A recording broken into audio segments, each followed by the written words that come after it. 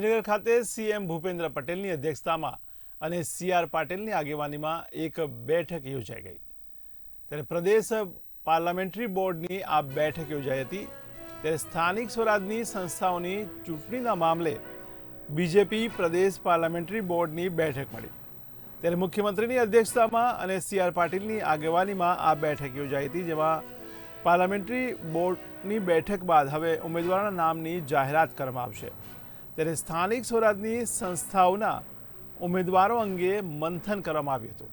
તો મહત્વના સમાચાર ગાંધીનગરથી। ત્યારે ગાંધીનગર ખાતે સ્થાનિક સ્વરાજની સંસ્થાઓની ચૂંટણીના મામલે બીજેપી પ્રદેશ પાર્લામેન્ટરી બોર્ડની બેઠક યોજવામાં આવી હતી।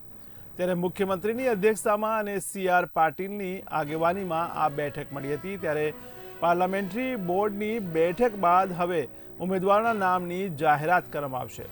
ત્યારે સ્થાનિક સ્વરાજની સંસ્થાઓના ઉમેદવાર અંગે આ બેઠકમાં મંથન કરવામાં આવ્યું હતું।